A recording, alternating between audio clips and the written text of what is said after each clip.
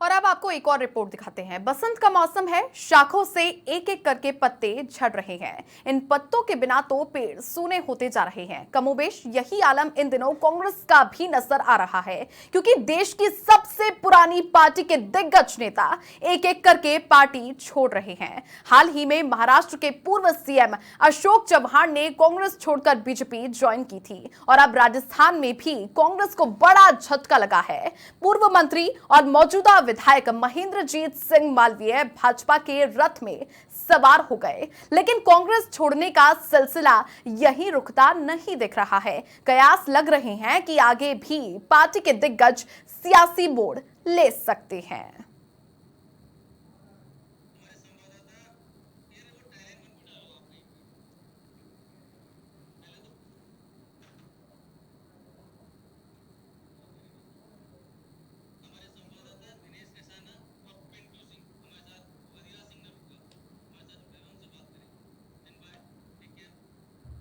और ज्यादा चर्चा के साथ हमारे साथ दो सहयोगी जुड़ चुके हैं। आदिराज सिंह नरुका मेरे साथ जुड़ चुके हैं और वहीं पर दिनेश कुसाना दूसरे मेरे सहयोगी जुड़ चुके हैं। आदिराज, सबसे पहले मैं आप ही के पास आती हूं। जिस तरह से महेंद्रजीत सिंह मालवीय बीजेपी में शामिल हो चुके हैं, बड़ा आदिवासी चेहरा है, आदिवासी नेता के रूप में है, 4 बार से विधायक भी वो रहे हैं, तो अब ऐसे में बीजेपी के साथ जुड़ने के बीच में अब बीजेपी लोकसभा चुनावों में और कितनी मजबूत होगी आदिवासी क्षेत्र में? देखिए, निश्चित तौर पर मेवाड़ से सटा वागड़ इलाका और पूरा आदिवासी अंचल है मेवाड़ और वागड़।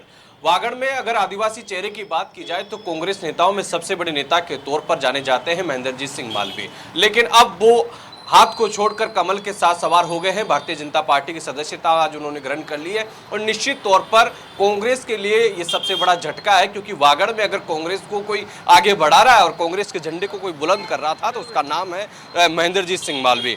मालवीय वो नेता हैं जो जब मोदी लहर आई और 2013 में 163 सीटें बीजेपी नहीं जीती, उसके बावजूद महेंद्रजीत सिंह मालवीय का वहां से जो जिस तरीके का कद था वो बीजेपी वहां पर सीट नहीं जीत पाई थी। और अब जिस तरीके से उस इलाके में छोटे छोटे दल आदिवासियों की जिस तरीके की अग्रेसिव राजनीति कर रहे हैं, पहले बीटीपी और बीएपी भारतीय आदिवासी पार्टी जिस तरीके से आदिवासियों में वहां पर पैठ जमा रही है, कांग्रेस लगातार अपना वर्चस्व वहां से खोती जा रही है, कांग्रेस का जनाधार खत्म होता जा रहा था, लेकिन बीजेपी वो पार्टी है जो भविष्य की सोच कर चलती है। जिस तरीके से आदिवासी एक अलग तरीके से अग्रेसिव होकर वहां पर उन युवा नेताओं के साथ जुड़ रहा था, आदिवासी पार्टी से जुड़ रहा था, उसका किस तरीके से तोड़ निकाला जाए, क्योंकि ना सिर्फ वागड़ और मेवाड़, उससे सटा हुआ गुजरात और मध्य प्रदेश वो आदिवासी इलाके, वो कहीं ना कहीं आने वाले समय में बीजेपी के लिए एक बड़ा चुनौती हो सकता था और उसका पहले से ही बीजेपी ने तोड़ निकाला, क्योंकि महेंद्रजीत सिंह मालवीय वहां पर बड़े नेता है। हाल ही में विधानसभा चुनाव में बीजेपी को वहां पर बड़ा नुकसान हुआ, बीजेपी के बहुत ज्यादा नेता वहां पर चुनाव नहीं जीत पाए, क्योंकि नुकसान कांग्रेस को भी हुआ और बीजेपी को हुआ। लेकिन कांग्रेस कह सकते हैं कि कांग्रेस की पार्टी जिस तरीके से लगातार अपना जनाधार खोती जा रही है, लेकिन बीजेपी बहुत लंबा सोचकर चलती है कि किस तरीके से यहां पर चुनौतियां आ रही है और किस तरीके से इन चुनौतियों से निपटा जाए। इसलिए महेंद्रजीत सिंह मालवीय को आज बीजेपी की सदस्यता ग्रहण करवाई गई।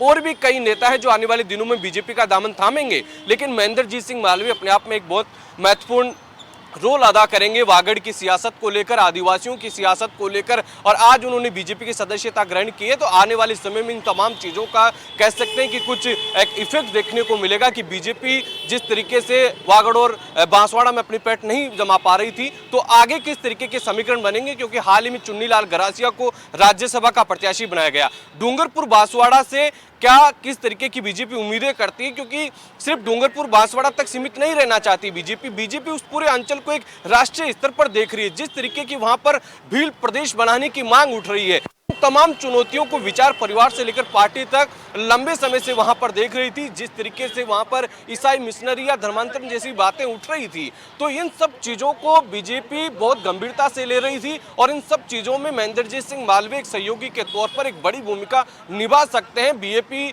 जैसे दलों को कमजोर करने के लिए और बीजेपी को वहां पर स्टेब्लिश करने के लिए। तो इसलिए मालवीय की ये कह सकते हैं कि बीजेपी में ज्वाइनिंग बहुत बड़े स्तर पर इसकी पटकथा लिखी गई होगी और आगामी दिनों में तमाम चीज़ों का परिणाम भी देखने को मिलेगा। छवि, मैं आपको ये भी बताना चाहूँगा कि लोकसभा चुनाव से पहले कांग्रेस के लिए एक बहुत बड़ा झटका है, क्योंकि बड़े नेता जो लगातार वहाँ से चुनाव जीतते आ रहे थे और उस आदिवासी अंचल में महेंद्रजीत सिंह मालवीय आदिवासियों के एक स्वीकार्य लीडर के तौर पर जाने जाते थे, आदिवासियों की सिरमौर के तौर पर जाने जाते थे। ऐसे में तो निश्चित तौर पर बीजेपी को फायदा होगा और कांग्रेस को एक बड़ा झटका है। अब ये शुरुआत वागड़ से हुई है, लेकिन जयपुर ग्रामीण, शेखावटी और मारवाड़ तक ये चीजें जाएगी और भी कई बड़े नेता बीजेपी के संपर्क है। आने वाले दिनों में कई बड़े नेता बीजेपी की सदस्यता ग्रहण कर सकते हैं, क्योंकि कल बीजेपी के चाणक्य कहे जाने वाले पूर्व राष्ट्रीय अध्यक्ष और केंद्रीय गृह मंत्री अमित शाह लोकसभा चुनाव का संकल्प करेंगे। बीजेपी मजबूत होती जा रही है और जो मजबूत चेहरे हैं उससे कांग्रेस पार्टी छोड़ती जा रही है। दिनेश मेरे साथ सहयोगी बने हुए हैं। दिनेश, हाथ का साथ छोड़ दिया, काफी पुराना रिश्ता था जो कि महेंद्रजीत सिंह मालवीय ने छोड़ दिया है, बीजेपी ज्वाइन कर ली है। मुख्य बात उन्होंने रखी है कि विकास नहीं हुआ, मुझे लगातार जनता जिताती रही, मुझ पर विश्वास करती रही, लेकिन जो मुख्य भूमिका होती है एक आलाकमान की, उस तक मुझे नहीं पहुंच पाती था, मैं नहीं जा पाता था, समय नहीं मिल पाता था, विकास नहीं हो पाया। विकास का मुद्दा उन्होंने रखा है, इसी वजह से कांग्रेस पार्टी छोड़ी उन्होंने। देखिए, जब भी कोई पार्टी छोड़ता है तो कोई ना कोई कारण बताता है, और महेंद्रजीत सिंह मालवीय ने विकास का मुद्दा तो इसलिए नहीं समझा जा सकता है क्योंकि महेंद्रजीत सिंह मालवीय वहाँ से लगातार चुनाव जीतते हुए आ रहे हैं। अगर विकास नहीं करवाते तो चुनाव दोबारा नहीं जीत सकते थे। लेकिन सबसे बड़ा कारण उन्होंने जो बताया कि राम मंदिर में जब से कांग्रेस पार्टी ने मना किया, इनकार किया प्राण प्रतिष्ठा में जाने से, उसके बाद से मेरा मन वहाँ से नहीं लग रहा था। लेकिन ये तर्क भी ये इसलिए नहीं समझा जा सकता क्योंकि उसके बावजूद महेंद्रजीत सिंह मालवीय लगातार नेता प्रतिपक्ष की लॉबिंग कर रहे थे। लेकिन सबसे बड़ा कारण जो समझा जा सकता है वो पॉलिटिकल फ्यूचर को लेकर था कि उनका राजनीतिक भविष्य यहाँ पर क्या है। चुनाव तो वो लगातार जीतते आ रहे हैं, लेकिन जो जिन पदों पर वो पहुंचना चाहते हैं, नेता प्रतिपक्ष 2013 में जब वो 21 सीटें कांग्रेस पार्टी की आई थी, उस वक्त भी उन्होंने मांग की थी। अब फिर से जब चुनाव हार गई है पार्टी, फिर उन्होंने सीएलपी की मांग की, और सबसे बड़ी बात कि उन्हें पार्टी की ओर से कह दिया गया था कि आपको सीनियर लीडर्स की ओर से आपको सीएलपी लीडर बनाया जाएगा, एलओपी बनाया जाएगा।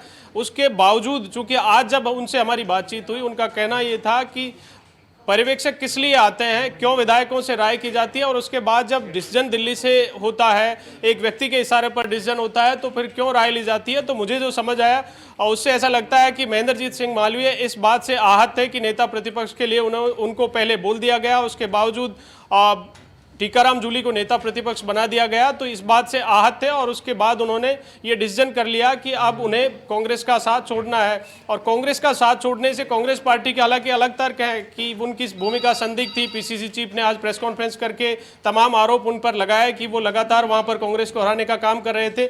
लेकिन ये निश्चित रूप से सही है कि महेंद्रजीत सिंह मालवीय कांग्रेस पार्टी के सीनियर नेता थे, जनाधार वाले नेता थे, और वागड़ में जब भी कोई बड़ी सभा कांग्रेस पार्टी की होती थी उसमें मुख्य भूमिका में महेंद्रजीत सिंह मालवीय रहते थे और वही वहां पर भीड़ जुटाने का काम कर रहे थे।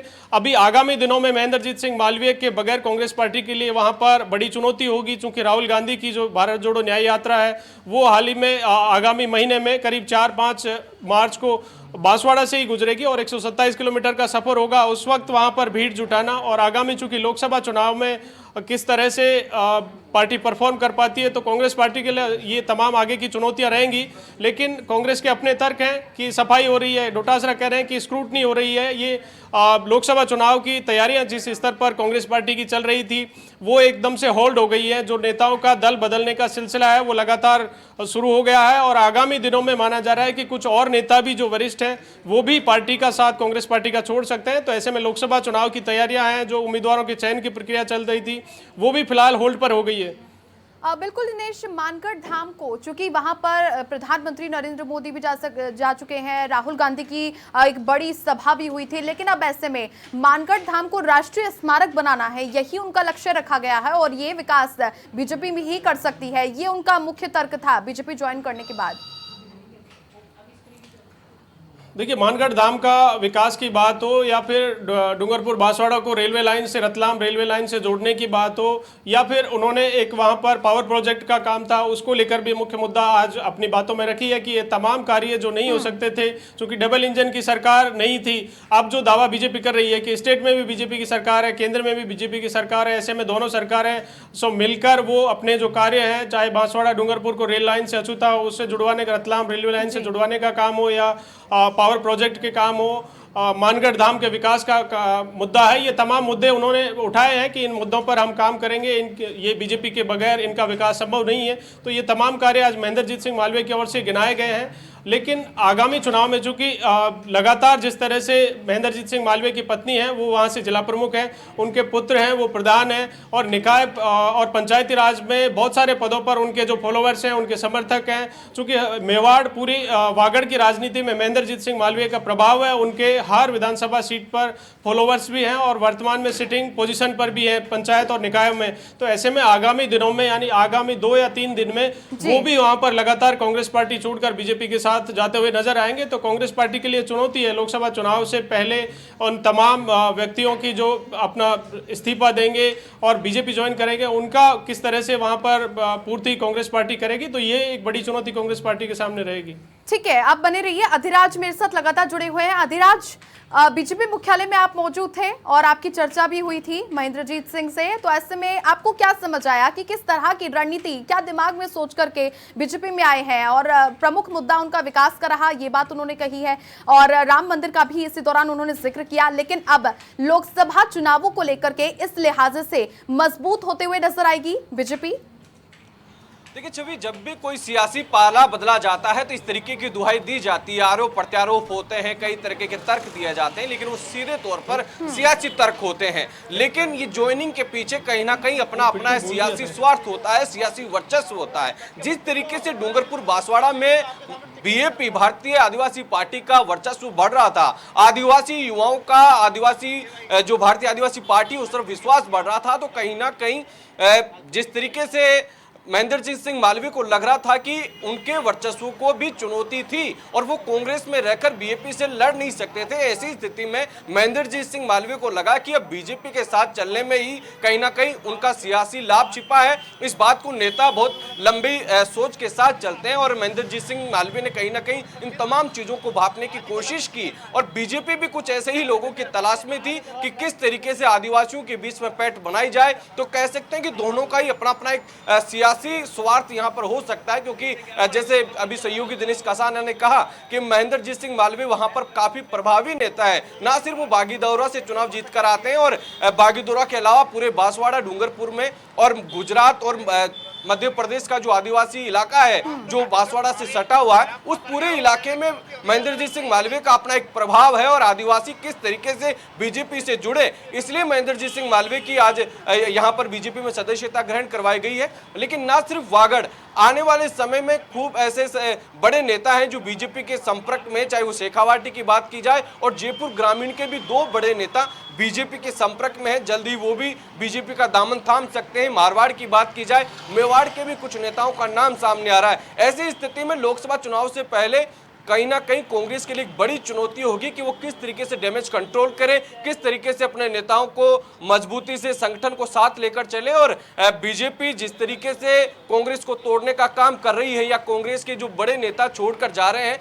ऐसे में कहीं ना कहीं कार्यकर्ताओं का एक मोरल डाउन होगा और लोकसभा चुनाव कह सकते हैं कि लोकसभा चुनाव में जो बीजेपी का मिशन 25 है वो कहीं ना कहीं उसका मुकाबला कांग्रेस नहीं कर पाएगी। ऐसी स्थिति में भले ही पीसीसी चीफ गोविंद सिंह डोटासरा सहित तमाम बड़े नेता इस बात को स्वीकारे कि कोई फर्क नहीं पड़ेगा, लेकिन महेंद्रजीत सिंह मालवीय उस इलाके में एक स्वीकार्य नेता के तौर पर थे, आदिवासियों के एक बड़े नेता के तौर पर प्रभावशाली नेता थे। तो निश्चित तौर पर बीजेपी को इसका फायदा मिलेगा। लेकिन क्या अब कांग्रेस बीजेपी जो पार्टी है उसकी तरफ बढ़ेगी, या अमूमन ऐसा होता है कि जो छोटे दल होते हैं वो बड़े दल के साथ चलते हैं, बड़े दल से बहुत ज्यादा बार्गेनिंग वाली स्थिति में नहीं रहते हैं। लेकिन कांग्रेस एक बड़ा दल होकर भी अब ऐसी स्थिति में आया है कि वो छोटे छोटे दलों से उनकी गारंटी, उनकी शर्तों के अनुसार चलता है और बीजेपी जिस तरीके की शर्तें रख रही है तो कह सकते हैं कि बीजेपी के साथ यहाँ पर कांग्रेस कॉम्प्रोमाइज करेगी और बीजेपी को वहां पर लोकसभा चुनाव लड़ाएगी और उनको पीछे से समर्थन करेगी। उसमें कितना कामयाब होगी ये तो वक्त बताएगा, लेकिन फिलहाल कांग्रेस पूरी तरीके से